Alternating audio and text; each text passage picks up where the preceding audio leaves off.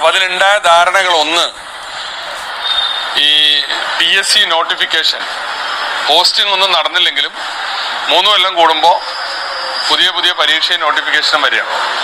അപ്പൊ അതിൽ സത്യത്തിൽ വ്യത്യസ്തമായ അഭിപ്രായം ഗവൺമെന്റിനുണ്ട്.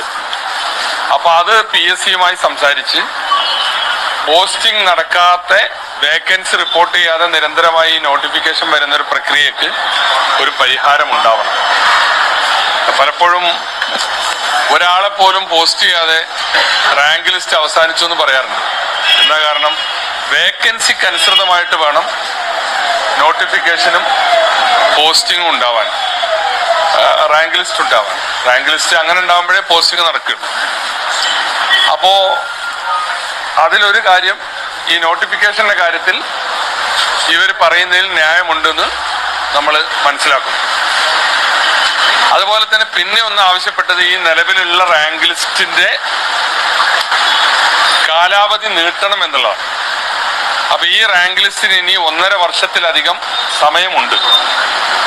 അതുകൊണ്ട് അതിന്റെ കാലാവധി അവസാനിക്കുന്ന മുറക്ക് അത് നീട്ടാനുള്ള നടപടി ഗവൺമെന്റ് സ്വീകരിക്കാമെന്ന് പറഞ്ഞു.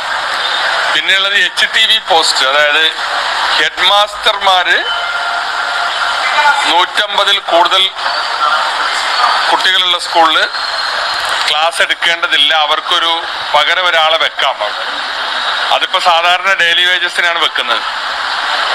അത് നേരിട്ടുള്ള പോസ്റ്റിംഗ് ആക്കാൻ പറ്റുമോ എന്നുള്ളതാണ് റാങ്ക് ഹോൾഡേഴ്സിന്റെ ഒരു ചോദ്യം. അത് പരിശോധിക്കാനാണ് ഞങ്ങളൊരു സാവകാശം ചോദിച്ചത്. അങ്ങനെ പോസ്റ്റിംഗ് വരുമ്പോൾ അതിലെത്ര അധികമായ ആളുകളെ പോസ്റ്റ് ചെയ്യേണ്ടി വരും, അതിന് സാമ്പത്തിക ബാധ്യത എത്ര വരും എന്നുള്ള കാര്യം. അതുപോലെ അധ്യാപക വിദ്യാർത്ഥി അനുപാതം 1:25 ആക്കണം, 1:25 ആക്കണം എന്നുള്ളതാണ് ഒരാവശ്യം. അതും അങ്ങനെ ചെയ്യുമ്പോൾ ഉണ്ടാകാവുന്ന ഇമ്പാക്റ്റുകൾ എന്തൊക്കെയാണ് എന്നുള്ളത് പരിശോധിക്കണം. അതിനുമാണ് നമ്മൾ സാവകാശം ചോദിച്ചത്.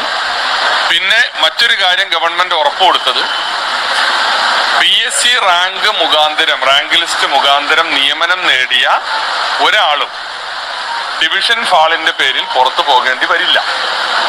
അതിപ്പോ ഇന്ന് ഈ ആലപ്പുഴ സംഭവം ഉണ്ടല്ലോ, 33 ആളെ പുറത്താക്കിക്കൊണ്ടൊരു സംഭവം, ഒരു തീരുമാനം അവിടുത്തെ DD എടുത്തല്ലോ, അത് ശരിയല്ല. അത് ഡിവിഷൻ ഫാള് വന്നാൽ ഗവൺമെന്റ് സെക്ടറിൽ PSC മുഖാന്തരം നിയമിക്കപ്പെട്ടതാണ്, അവർക്ക് നിർബന്ധമായും പ്രൊട്ടക്ഷൻ സർക്കാർ തന്നെ